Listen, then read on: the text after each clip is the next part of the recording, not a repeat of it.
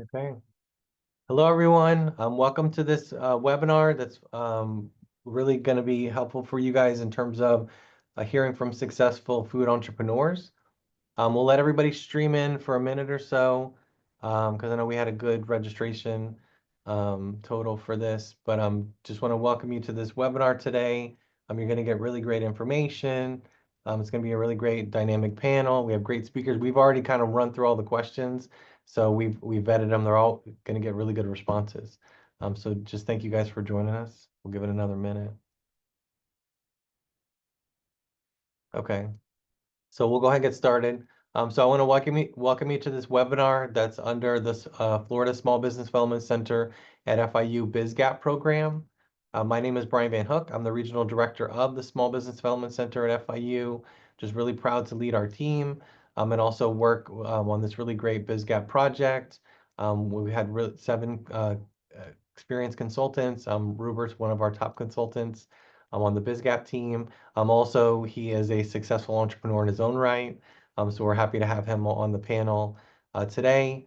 And so would encourage you guys as you're streaming in, just tell us like who you are, tell us about your business, tell us where you're based out of, because we want to hear from you. If you have any really good questions for, and I see Beekeeper Cat is in already. If you have any good questions for the panel, would encourage you put them in the chat. And we'll keep track of those and we'll be sure to ask the panelists on it. And but with that, you didn't come into the webinar to hear me. You came in here to hear our really great panelists. So before I turn it over to them to introduce themselves, did want to just say a shout out to the BizGap project. BizGap is a project that's focused on assisting businesses in Florida's 27th Congressional District. It's funded through a grant with the Small Business Administration. We've been working in the past year to consult and train businesses in the 27th Congressional District. It's been a really great effort. We're still helping businesses. If you have been assisted under BizGap, the good news is we're going to continue assisting you. We have a lot of other resources and programs to help you in the new year. And we've also been assisting other businesses outside District 27, but based in Miami-Dade County. But we have been really focusing the efforts on District 27. And so with that, I'm going to turn it over to our panel members so that they can introduce themselves. So we'll start with you, Chef, if you want to introduce yourself. Yes. Good afternoon, everybody. Welcome. My name is John Noble-Massey. I am the lead culinary faculty for FIU's Chapman School of Hospitality and Tourism Management. I have spent the last 30 years in the food service business, 20 years on the operational side, and the past 10 teaching at FIU. Thank you for joining today. Yeah. And before I turn it over to Rupert, I just want to say another shout out to FIU Hospitality and the school and the team because they've been a really great partner on this webinar series. We started in October and done a webinar every Tuesday. So they've helped us to promote the series. That's also helped us to provide really great experts and information for a number of the webinars. So just want to thank Chef and Suzanne and everybody else over there. And with that, I'd like to turn over to Rupert to introduce himself, our successful entrepreneur and BizGap consultant. Thank you, Brian. Good afternoon to everybody. As Brian is saying, I'm a business consultant for the SBDC on the BizGap program. Probably some of you know me already, or we've been having sessions in the past. Besides that, which is part of my passion, to be a consultant and helping companies get to the next level. I'm also an entrepreneur for more than 20 years with different business units, but the most important ones are being in the food industry. So it's my pleasure to be here today, and I hope you find this useful for your next steps as entrepreneurs. That's great. And then last but not least, Al Kambar. Al's a longtime client of ours, also a successful entrepreneur in his own right. Always at a lot of events in the community too. So I saw you at an event last month, so I was really happy to connect in person, but I'm just a really great entrepreneur too. Hello, everybody. Thank you, Brian and Chef and Robert and Gabby for organizing this. My name is Al Kanbar. I'm the founder and CEO of Silver Spoon MIA. I'm a restaurant coach, and I help small businesses in Miami and South Florida to make sure they open an established restaurant. I'm here for any question as well. Thank you. Great. And then Al, since you've got your mic open, we'll go back to you for the first question. Each of our panelists basically has a different aspect of the food industry, different expertise, different roles. Some of you guys are professors, you're consultants, you all have some entrepreneur and industry experience. So Al, can you talk a little bit about how you got started in the industry, kind of like your background? I came from a corporate background. I worked for Yum Group, RBI, Pizza Hut, Burger King, and Starbucks, Ruby Tuesday, Johnny Rockets. And before COVID, I established Silver Spoon. I didn't know how to start. I joined the SBDC as well and FIU, and I established my business. I do have an extensive experience in restaurant and on hospitality. So, and I always like to coach to help people to make sure they start up properly. So we launched the Silver Spoon MIA in 2018, and we help way too many location national, and we start working with some international people as well, from Canada and all over the places, all the way California, Houston, Georgia. But our focus is in Miami and in South Florida mainly.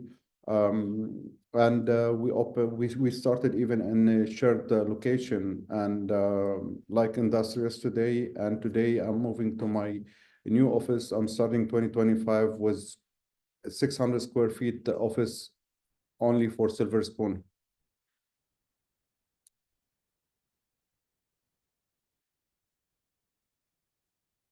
Sorry, I forgot I was muted. I was like, that's awesome. And so Rupert, up next, how'd you get started? Thank you, Brian. Yeah, I mean, I always like to share the way I just got to be an entrepreneur and get into the food industry. I also come from the corporate world. I worked in the corporate world for around 10 years, maybe a little bit more. And about 20 years ago, I just made a transition into be an entrepreneur. I didn't know exactly what I was going to do. So I went into basically things that I would like to do and try to make them part of my lifestyle. So I like good food, I like to eat well, and I like to travel. And I end up just joining everything and putting everything together. It was not easy because doing what you like and ending having a business about it, but it's completely different. But I end up creating a food importer company. We started importing items from Italy and Greece and Spain, Mediterranean type of items. And from there on, we basically evolved into spices, and that's what the business basically started growing. We end up selling products to companies like McCormick Spices, Whole Foods, more into the wholesale type of stage, and that created different kind of avenues for the company. It branched out into own brands, into retail markets, into food service markets, into attending different kind of food industry levels, and basically that's what we've been doing for around 20 years time. So I've been in your shoes from the beginning all the way to this part of the journey. It's still a journey every day. It's still a new beginning for new projects, for new things, and that's basically how we're here. Great. And then I saw we have Tara from Ohio. I saw that we have Kat the beekeeper, who's had some great questions and comments. Pun intended, don't be a bee on the wall or a fly on the wall, guys. Tell us where you're from, what's your business. Like, we want you guys to be engaged in the chat. So definitely let us know who you are, and obviously if you have any questions for the panelists, and then I'll turn it over to Chef. Thank you, Brian, and thank you, Alan, Rupert. My start was pretty easy for me because I was born into the business. My father was associated with the culinary school that I attended, the Culinary Institute of America up in Hyde Park, New York, for 50 years before he passed. And so I was around him, got that passion. I truly feel that the people that have a passion for the business are the ones that are most successful. So pursued my culinary degree, got my bachelor's and master's at FIU, so I'm a double alumni as well. And then from there, I had one job interview and then have never interviewed for another job after that. based on the connections and experiences that I've had with other colleagues in the corporate world, and then the great opportunity to teach at FIU. So that's how I got my start. Awesome. And then we'll go back to you, Chef, in terms of just any common challenges that you've seen or you've heard about in the industry in terms of folks that are like starting a business, like any common issues or any common struggles. I think the most important thing is to know your niche, right? And to either identify an area that's in need or something unique. It's really challenging to invent the next burger or taco, but can you innovate that burger or taco? And I use those as examples because 10 years ago, there wasn't a Five Guys or Chipotle, right? It was just McDonald's, Burger King, Wendy's, and now and Taco Bell. But someone very entrepreneurial looked at that and said, wow, we can innovate this really popular concept and make it fresher, maybe charge a little bit more money, and give a better experience. So I think the most important thing is to try and identify what that niche is and deliver something that's a quality product, because it's very challenging to deliver something that's gonna compete with those large corporations on a financial side, on a low cost provider.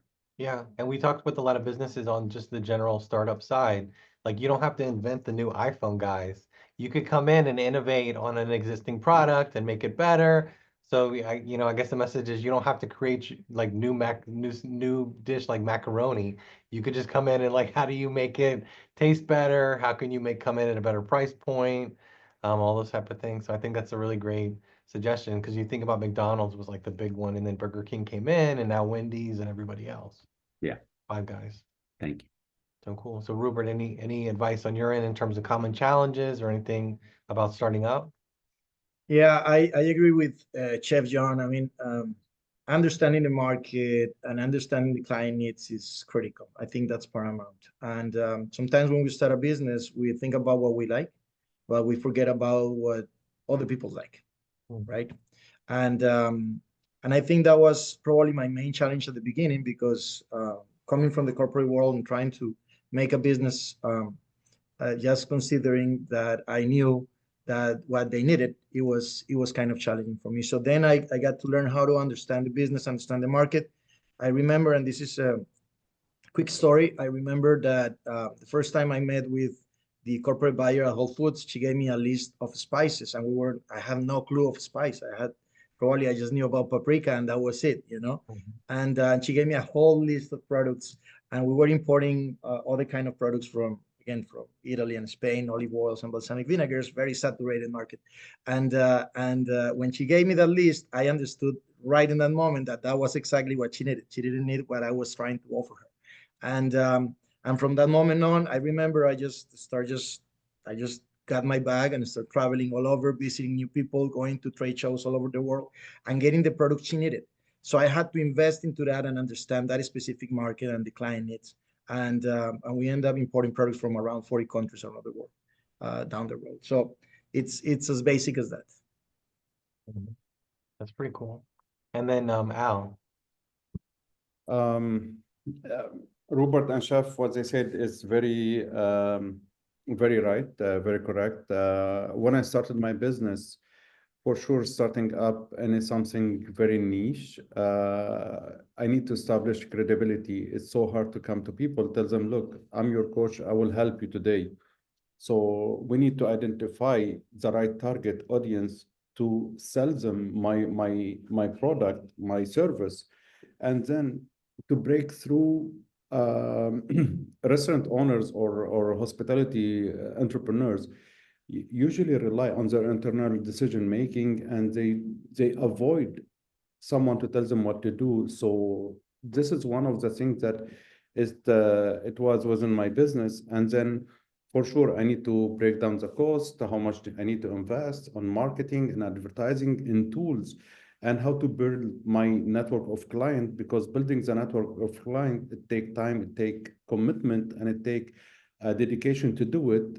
As well, you need to overcome the client resistant to change, because people have been doing it for 20 years, 30 years, and oh, I do it, I've been here for 30 years, and now to tell them today world is changing, and to stay yourself up to that change, it needs big time management, and it need big time to know where to go, how to go, what to say. And at the end of the day, you need to scale your business up in order to stay on top of it, and to get more, and to be on top of all your competitors. Because even though you're niche, even though you created the iPhone, even though you created an app or whatever, someone will come out and will start competing with you. So you need to be ahead of the game when you overscale, when you scale up your business.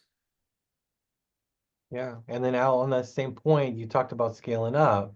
Like, how did you know when you kind of hit that proof of concept phase with your business? Because I know that's a tough thing for a lot of business owners. Sometimes you might say it's an art, not a science, but you do want things that are measurable, where they're scientific, that you can kind of know.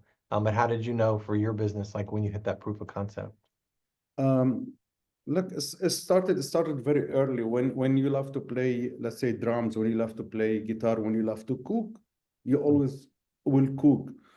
But you reach a level when you have enough knowledge, and you start putting yourself into all these procedures to see what's your business idea, how to create it, what you need to do, and you start putting down on paper, and start bringing up your programs, and you see you I didn't win from the first time. I failed with some of my client, and this is what I learned to make it as bulletproof concept. Today I have checklist, I have all kind of systems that I work through the details that I deliver it. Once people start accepting you and see how you are moving up this 5, 7, 8%, 9%, you save here $3,000, you save here, and if it's a year, $100,000, this is where you start putting your system, your bulletproof concept into the business, and you approach your people, and it will not come overnight. There's lots of dedication, there's lots of sweat, there's lots of changing and adjusting and adapting to what's going on in order to be on it. Mhm. Cool. And I think you've inspired some folks in the chat, so I know we're getting some good questions that we can touch on. And for Ruber, how did you know you had some traction, or you had proof of concept? Well, Al, thank you very much for saying something that was, again, critical, which is failing. Nobody likes to fail. Nobody likes to just not to make it on the first one. And I think all of you that are on the other side of the chat are starting up something. Get ready to fail. I mean, put it as part of the business. I mean, you might start just something that might not work, but don't stop over there. Never give up. I mean, as I was saying, try to find the next solution. Try to go to the next thing. I understood that we were getting some traction when I understood the customer needs. When I understood that I didn't need to reinvent the wheel, but just to start following, the need of the customer, the need of the market, and then sales started ramping up little by little, and the funds and the cash flow started just moving forward. So it's a matter of that. But again, it's not a process, and I want to stress that, because I tell this to all my clients in consulting. It's not a process that goes all the way like this. Sometimes it goes like this. It's a road full of bumps, and get ready for that. I mean, that's part of the entrepreneurial life. Okay, so I think that's how it works, and you feel it. You feel it when your businesses start just getting some real traction. You will feel it, and keep following that lead. Robert, remember, it's a roller coaster, up and It's a down. roller coaster. It is. Yeah. Exactly. That's what it is. Like, enjoy the wins, but also Yes. know that, you can go up and down. That's pretty smart. And then Chef, any advice on your end in terms of like knowing traction, or knowing that you have a proof of concept on a product, or anything? Yeah, I think I would just reinforce what Al and Rupert were saying. I think patience and perseverance and the ability to handle those bumps that Rupert just mentioned are key. Give yourself a year and make sure that you're continually looking at your processes, whether it be your process to put out that burger, the process to, I saw someone was a beekeeper in the chat, how your honey production or how you're collecting that, how you can make those things more efficient. And then really, although you may experience all those bumps in year one, you're looking at year two, year over year. And really, for me, that's when I look at proof of concept and have I improved and how much have I improved over that first year in comparable months. And I think that really is the most important thing for me. Mhm. Yeah, and I think what I've seen from the chat, we have Jacob from Miami that does cooking items. We have Tara from Ohio that does boba. And then we have Kat that was the beekeeper. So that's what I've seen so far. I haven't seen anybody else post on what their business is. So guys, don't be shy. Help our panelists out because we want to give you guys some good info on that. So definitely that was good advice. And then I know we're kind of at the end of the year. Folks are like want to start 2025 with their new business. So if you have somebody sitting on the other side of the monitor or the TV screen, and they're looking to start their own food or food related business next year, like what advice would you give them? And Chef, I'll start with you. Yeah, to me, I think it's really two things. Number one, invest the time up front. I talked about processes. So you should look at whatever plan, if it's a business plan, if it's a menu, pilot test those menu items, have them be tasted by people that you trust, and work on your process. So investing that time up front to have a good plan. And then secondly, make sure that you're having someone else take a look at your stuff. More often than not, as an individual entrepreneur, you're seeing things, and I think Rupert touched on it. You aren't, as much as you're passionate about opening up a business for yourself, you have to address your guests' needs and wants. And so by having someone look at your business through constructive eyes, that's not going to give you just, yes, oh, that's amazing stuff. We have plenty of people that do that, but someone that's going to look at your work constructively and offer you good feedback, whether it's a consultant or an expert in the business or just a close family friend that you trust. I would highly encourage that. And it's something that I encourage my students to do, whether it's a project they're submitting, get someone else's eyes on their work. So that's what I would do. Yeah. And Rupert, how about you? Anybody looking to start a business next year? Any advice for them? Yes, absolutely. And you know what, Brian? And here I have to thank you for the opportunity of being a consultant with the SBDC, because I think one of the things that I learned through this process and during this the time that I've been working at the SBDC is that you need to educate yourself. And as much as you educate yourself and use the tools that you have available, I'm pretty much sure you're going to understand much better the way you want to structure your business. So try to look for all those tools that are available to get educated. And you know what? There are free tools to get educated. Use them. Use them, because resources at the beginning of a business are scarce, and you're always short of money. You are on a budget. You're trying just to make things happen, but you don't have enough money.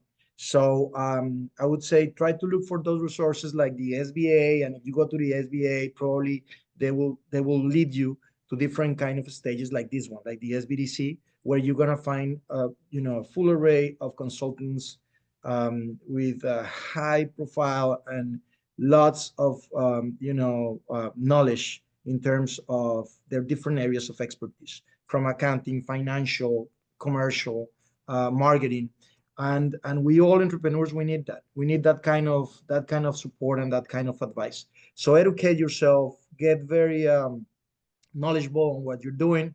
And I totally agree with Chef John, and probably we'll talk about that later.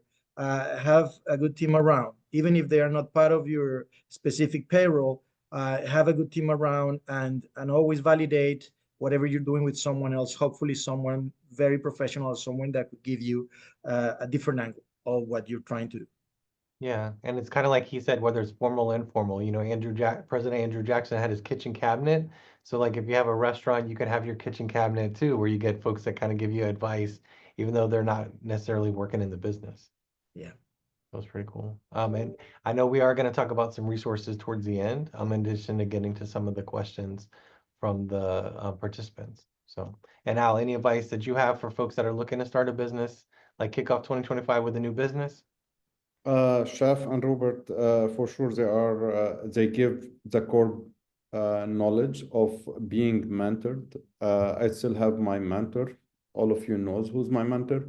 I still go and see my mentor, and we talk bi-weekly or monthly. It's very important to have someone that you communicate and they guide you. Education for sure, and on top of that, networking. If you are going to start in 2025, start networking, see your local chamber of commerce, your local business networking, whoever is there. Don't be stubborn in your grandma cookie. Chef will agree with me. It's an amazing cookie. It has sentimental and emotional value, but no one like your grandma cookie. So you need to develop your cookie so people can accept it as develop the burger, the sandwich, the chipotle, all these stuff. So make sure you get advices, mentorship, education, and don't count on AI, because AI never served the customer. AI just gave you what it is and never been there to serve or meet your guest. Yeah, and actually I was visiting family out of state, and there is a company that sells cookies called Grandma's Cookies. So I was like looking and I'm like, oh man, that's actually like a brand. They actually have Grandma's Cookies is a brand. So somebody's already thought of it. They've already like, copyrighted or whatever. And then Al, I was gonna stay with you.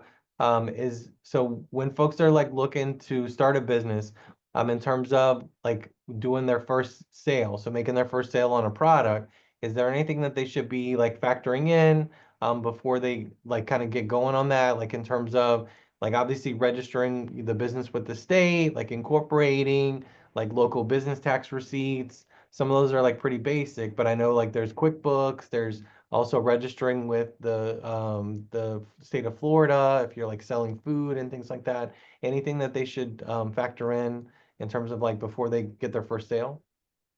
Definitely. First of all, they need to vet their business idea, make sure what the business is, hire a coach, hire a mentor, hire someone to guide them onto what to do, write their business plan, do their projection, legalize the brand, find the location, because location play big role. Is it second generation, first generation?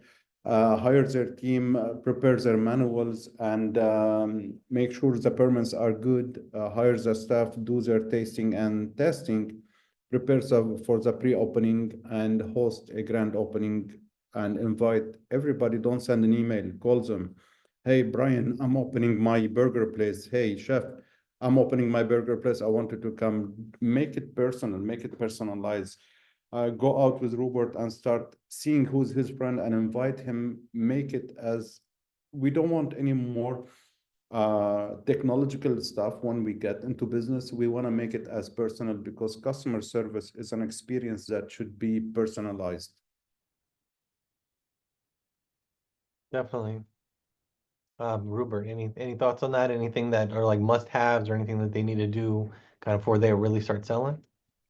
Sure, Brian, and I think I'll just nail it completely. I mean, that's basically the area of expertise that I handle with clients here at SBDC, and have a roadmap, create a business plan. I think one of the things that I lack of at the beginning of my entrepreneurial uh, experience was not having a business plan, just creating business based on expertise, experience, perceptions, creating a business plan is definitely a must.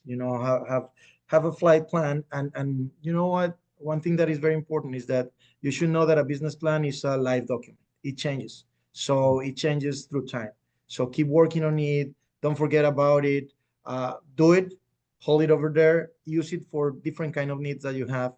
You will need it for funding. You will need it to get customers. You will need it for networking. You will need it to structure your company. But make sure that you go back to it every time you need it. It's like a handbook, and make sure you update it. Okay, so I think that's very important. Also have an idea of how you're gonna operate. Okay, an idea. I'm not saying like have everything lined up, because I've been there. So it's not possible to have everything lined up, one shot. But make sure you have an idea of where the money is gonna come from to fund your business. Okay, dreams are great. I think we all dream, and that's part of being an entrepreneur. Creating things is important. Believing in what you do, it's really important. Persistence is very important, but also, try to have certain, ideas of where the money is going to come from. How are you planning to fund your business? Where the suppliers are going to be for your product, and I'm not talking about the market. I'm talking about suppliers. I'm talking about products, raw materials. If you're selling a good, if you're selling a service, just make sure you have the right elements structured for your company. And but have a clear idea of what you're going to start doing. So that would be my approach. Yeah, and I would shout out Isabella, who's from Miami and an FIU alumni, and she basically imports her family shrimp from Honduras.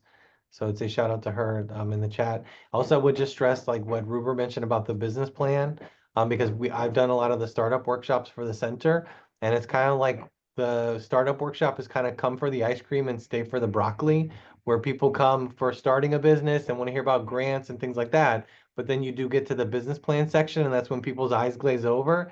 And we really do reiterate from SBDC that you don't need an 80-page business plan, and don't let that like stop you from starting a business, but you do need like a roadmap, like Rupert said. So we do work with a lot of businesses in terms of like a mini business plan, a business model canvas that's a lot smaller than it is. You would need a business plan that has more detail and more meat if you're going for like a loan or financing and things like that. But to start a business, you can be more nimble and work with like a mini business plan or a business model canvas and get started. Because we've seen so many people not start a really good business idea because they're overthinking it. They're basically trying to like, I don't want to write this. I'm not a writer, like those type of things. And there's really good templates.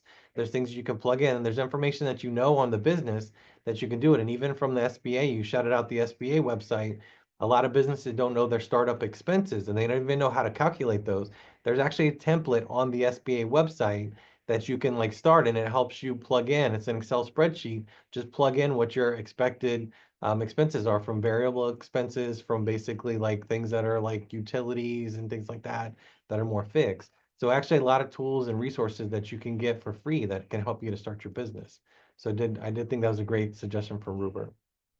And Chef, any advice on your end in terms of like key steps or key things to factor in? Yeah, absolutely. And I agree with our colleagues' comments, particularly on the business plan. Your comment as well, not to let that, it doesn't need to be a 100-page document, but you need to have a plan. And Rupert's comment about it being a live document, it should be something that we refer back to and change or tweak as we move forward. For me, I mentioned about the additional advice that I'd offer would be, in addition to investing the time, also investing the dollars in a couple key areas that are focused on impressions, right? So when you're developing a business and developing a logo, that's really important. That's something that's going to have a huge visual impact. It will impact all of your social media efforts. The logo and the name of your business are key. So invest in that process of getting several drafts of logos, looking at them, and getting a professional one. I think the same also applies to the website and professional pictures. In restaurants, it's also, professional pictures for your menu.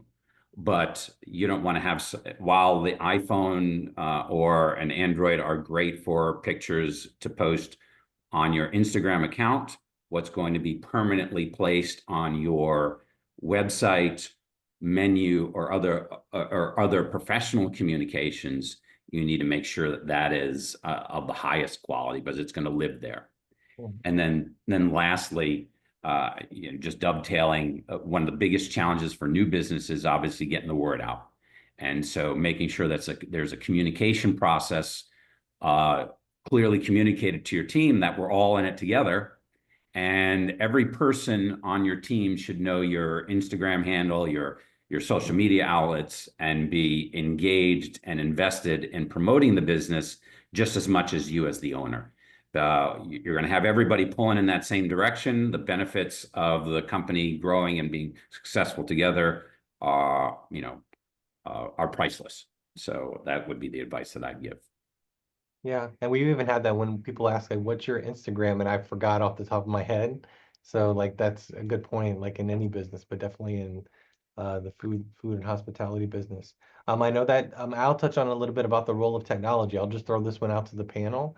But any thoughts or any feedback on technology, AI, for food businesses? Because I know that a lot of folks are just kind of plugging in things in a chat GPT and kind of rolling with it, but any feedback on how you see technology impacting food businesses? Technology is very important, no doubt they said AI will take over everything, it will be automated. Yes, it will be, but it's not that fast. Uber Eats, DoorDash, all these delivery apps, it helps to grow your business, it helps to move on.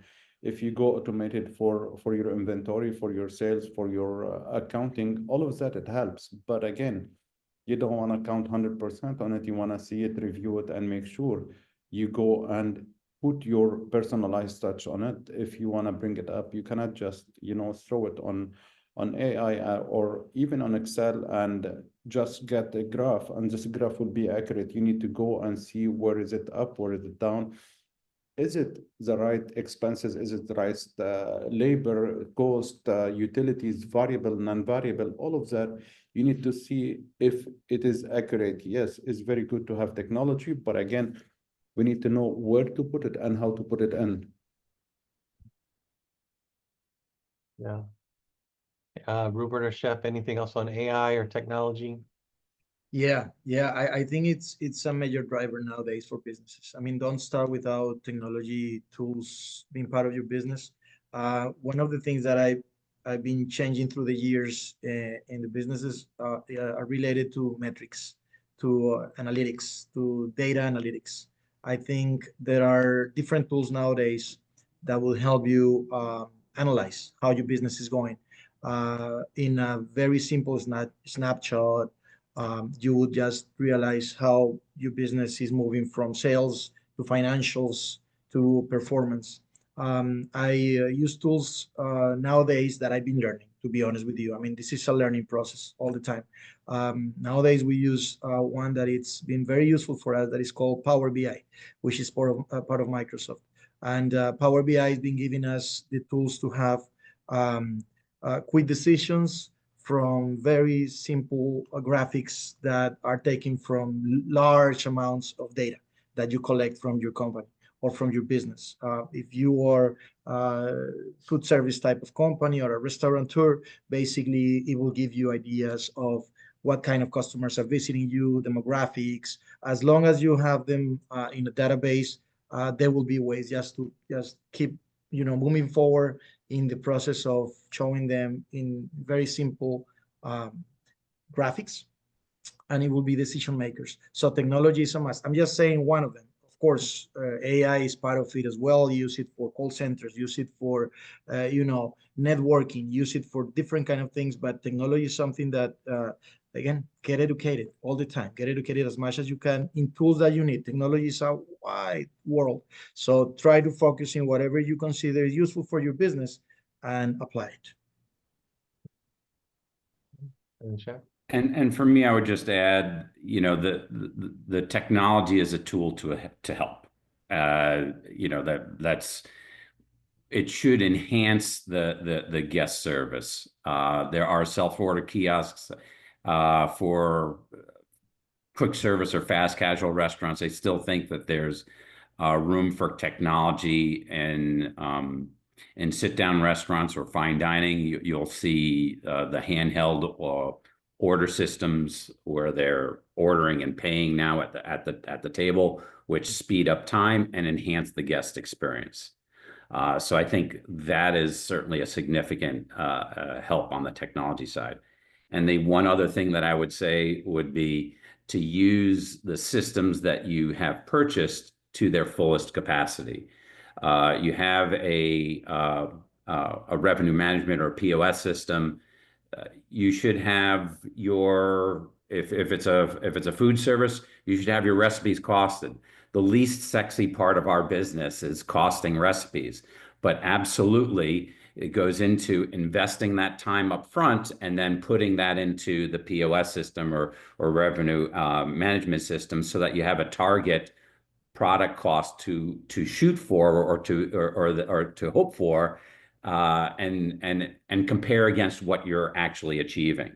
So I encounter so many restaurants in my consulting business, in addition to the work that I do at school, where restaurants have a wonderful POS system, but then you go to look at whether or not they're tracking any food costs through that or labor costs through that, they aren't doing either. So use the technology that you have invested in to the fullest extent. And I would just kind of note the point on the data, because that's an important thing for businesses. Like we talked about, how do you know if you hit proof of concept? How do you know if you scale? But a lot of times you won't know that if you don't have the data. So at the end of the day, like being able to track, like you said, the recipe cost or basically like labor or anything like that, those are things that you're getting the data in so that you can make improvements on the back end. And then I know in the chat, we had a lot of questions on resources. So we'll kind of start with the questions from the participants. So any resources you guys would recommend? I would say before I turn the panel, one resource that I would like to recommend that we partner with is Santander Bank has a really cool Cultivate Small Business program that is for like early stage food. I saw Al, has worked with it. And so it's actually a program that starts every year and recruits a cohort. We recruit about 30 businesses from Miami that are food or food related businesses. And they have to be like a million or like less than a million in revenue and have some traction, but they're able to get in this program and basically go through like a cohort program, get really good experts, get like a really focused curriculum and kind of really take their business to the next level. And so we recruit every year. For that, we actually over recruit because we get a lot of great businesses that can't get into the program, that we only get like the 30 or 35 spots because we're competing with like other cities from Philadelphia and also Dallas that are also in our cohort. But really would shout out programs like that because you are able to get in. It doesn't cost you anything. You get a really great education on your business. You network with other businesses. You hear from really great experts. And then also the cool thing about that program is when you graduate, you do a pitch and then you're able to get a grant for graduating the program. It can be anywhere from like $5,000 to $15,000, but every little bit helps. And so that just was reminding me of that because they're about to do the graduation for this cohort in next week. So I would just shout out Santander's program, and we will be opening up the registration for that like early next year, usually about February or March. So if you are interested, just email back Gabby or Jesus that everybody knows. We'll put you guys on the list that we can reach out when it opens up. But Chef, any resources out there you'd recommend? Anything folks can take advantage of? I am a big believer in lifelong learning. So continuous learning, sharpen your knives, literally and figuratively, by attending conferences. Al and I met at the National Restaurant Association show in Chicago. So attend shows and conferences.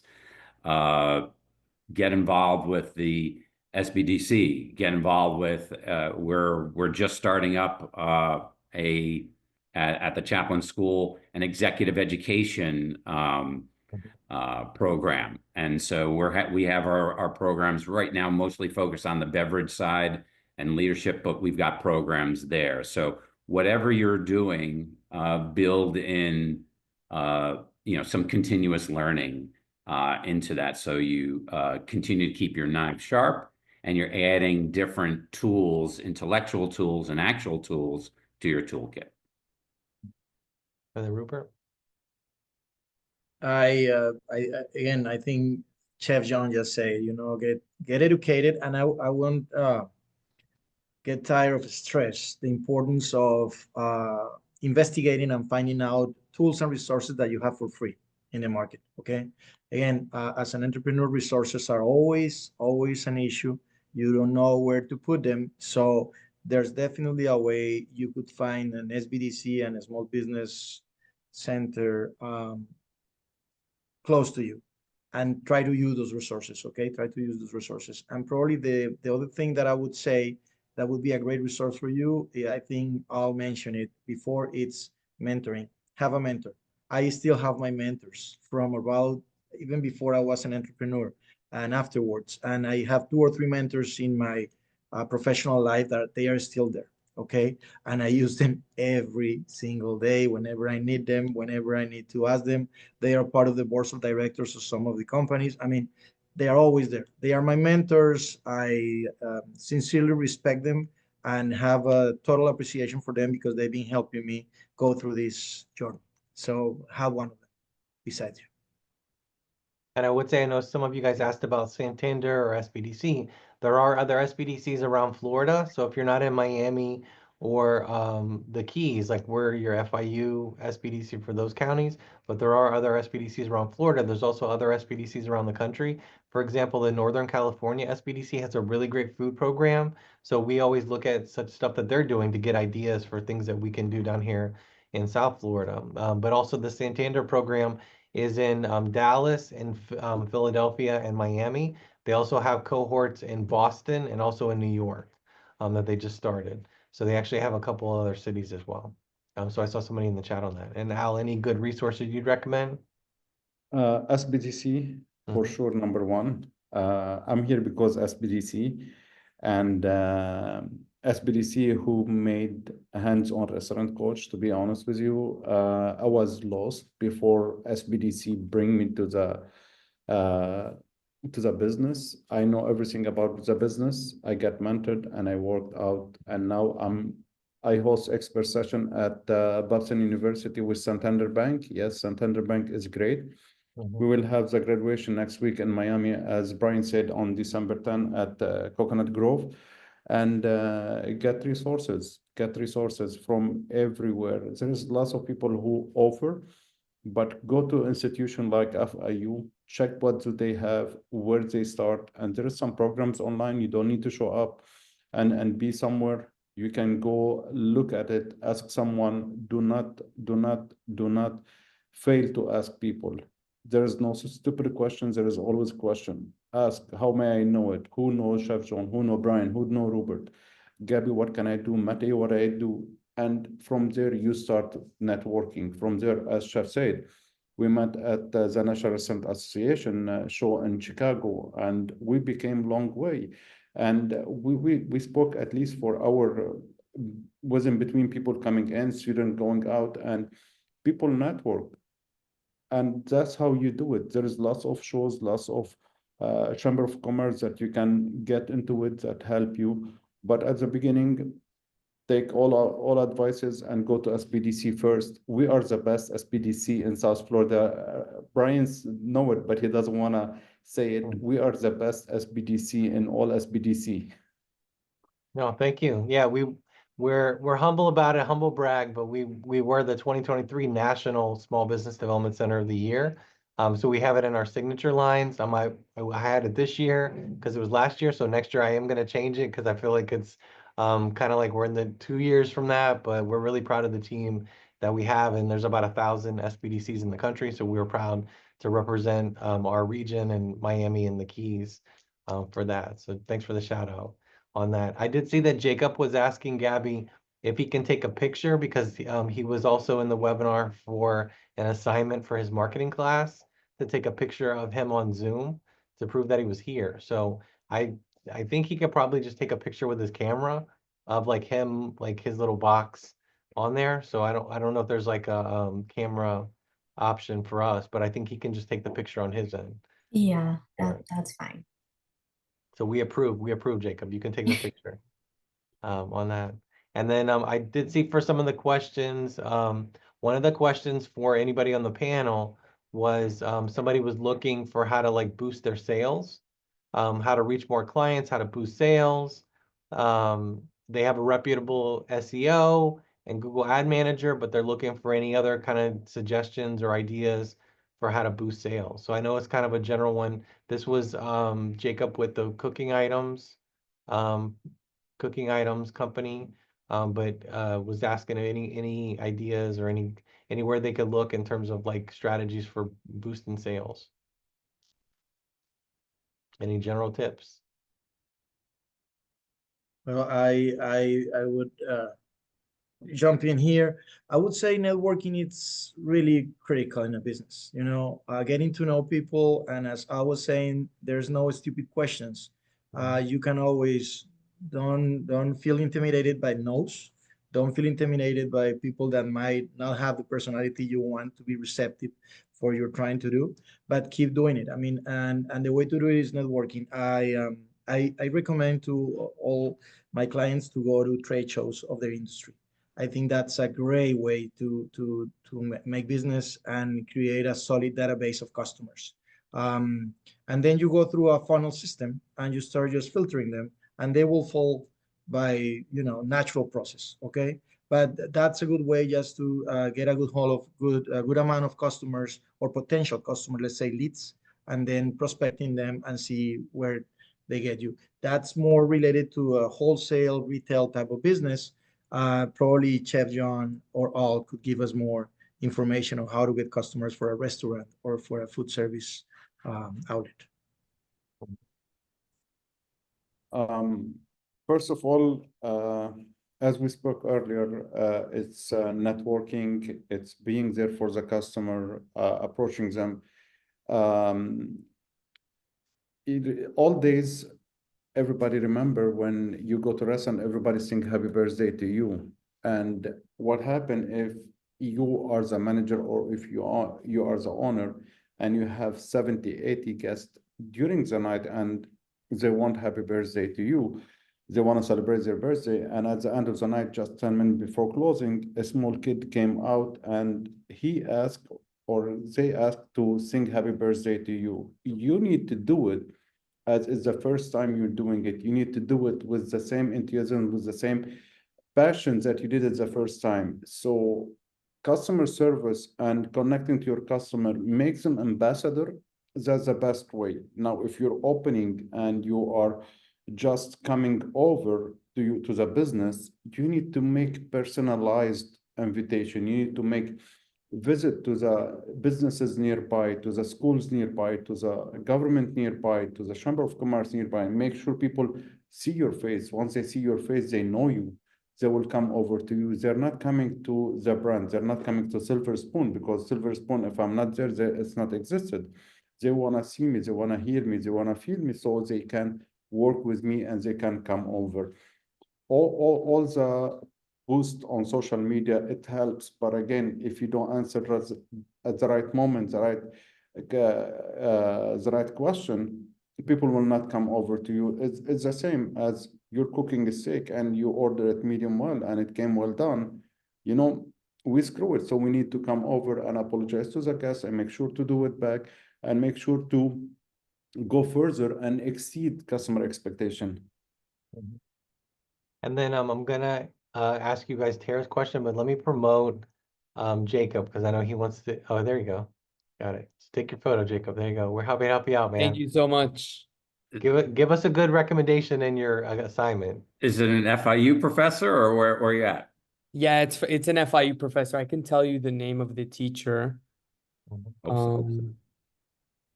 I'm just opening the syllabus right now. It's Gabby Alpizar. Okay, Great. cool. We're happy to help. Thank We'd help you. you if you weren't FIU, but we're happy to help you. Even better if you're FIU. Thanks. Thanks for Thank being in. And And then I saw Tara's question, guys, about how to find out about trade shows. That she wants to get more she wants to go to more a lot of she does a lot of craft shows. She wants to find out about how to go to sporting events and how to connect, how to do trade shows. I was gonna say, if I know for like food trucks, there are like food truck roundups and food truck fairs, and there's like all websites and Facebook pages dedicated to it. I know for farmers markets, there are like organizations around farmers markets. So I know in that respect, Tara, I know that there is opportunities. Um, but any other kind of and Tara was the beekeeper, I think. So, any advice for Tara in terms of trade shows or craft shows that she could like find out about? I would say it's as simple as really Google it. I mean, if you don't have the network, just Google it. Google it. Google for trade shows for her specific like sporting events or sporting articles or crafts, or I don't know, handcrafts or things like that. Just Google them. And trade shows for this specific type of industry, believe me, they will just list them or go to a chat GPT and ask chat GPT. They will basically, you will find it. They will line them up, and then you start just sorting them out, investigating a little bit more on each of them, and you will going to find probably the one that will suit better your needs, you know? So that would be my best advice. If you don't have a network. If you have a network, then go straight to the people you know within your industry. And believe me, they're gonna take you places. Okay, and sorry, Tara, you're the boba business. Sorry, I thought you were the beekeeper. Sorry for the confusion. Both are good. Both are good. Um, and then I know the last question we had, I know we're almost up to time, is somebody asked anonymously, if you could go back to where you first started, what would be the one thing that you would change or do differently? So I know that's kind of like a heavy question to end on, but I did want to be responsive because they put it in the Q&A early. So does anybody have like one thing they changed when they started, or any kind of words of wisdom for Yeah, Chef John? happy to share that when I was a younger manager and younger entrepreneur, I was very sensitive to what other people said about my work, my food, my business. You've got to grow a thick skin, and so that has grown over time. But the willingness and the openness to accept constructive feedback from people that know and that take the time to share that with you, I think is critical. And so I'd just say try to be more open and receptive to that feedback, and you can take it and do it with what you want. But I've always felt that I can learn equally as much from awesome bosses as I have from bosses that weren't so good. Good advice. And Rupert, anything or Al, anything else? Well, I would say, and that goes along with what Chef John was saying, you know, thank you very much, Chef. Really amazing advice. And I would just add to it, don't overthink, just act. Okay. Don't overthink about anything. If you have plans, you have an idea, if you really want to move forward, or if you start having no's from customers, as I said before, don't overthink. Just don't think why. Okay. Just keep moving forward, keep putting into action whatever you have in mind, and keep following your passion and your lead. Okay, so probably I would do that as well if I would start again, and educate myself. That's very important. I would educate myself much better from the beginning. Good advice. And then Al, you're our closer. You're our Education, closer. yes. Education is to educate yourself and to educate your customer and to accept any criticism. As Chef said, it's very important to don't take it personally, because everybody wants to get some from your success, even though they are more successful than you or less successful than you. Don't listen to anyone, just keep going. If you believe in it, it will happen. And work hard. Work hard is not enough. Work harder. If work hard is not enough, work harder again, and until it happens. It's not easy. As it's roller coaster, at Ruber say, it will not come overnight. It's a long way process. And if you take it as a young kid who try to, like a baby who's trying to do his baby steps, we fall way too many times. If we didn't make it, we wouldn't be walking or running now. So make sure you keep trying, never give up. That's the most important thing. And don't listen to anyone around you who not supporting you. Great advice. And then I know that we're a little over time, so we just want to thank our panelists. We want to thank Chef Al, Rupert, for this great panel. I know there was a lot of engagement with the participants as well. We even had somebody take a photo for a class, so that was pretty cool. And we did record the webinar, so we will be able to share the video afterwards of all the great advice and recommendations from our panel. And if we can help you at all from the BizGap program, feel free to follow back up. I know that we can get you connected with FIU Hospitality if there's anything that they can help you with, or executive education on their end as well. And just want to thank our panelists again for this really great discussion. Also thank our group. We had a really big group of attendees, so it was great as well. And we will follow up on some of the questions that they're putting, like the contact information for the panelists, access to some of the templates. So we will circle back on some of those items as well. So just thanks to everybody and have a great week. Thank you, Brian, and thank you, everybody. Thanks, everybody. Thank you, Thank you. everyone. Thank you. Bye-bye. Thank you. Mhm. Bye.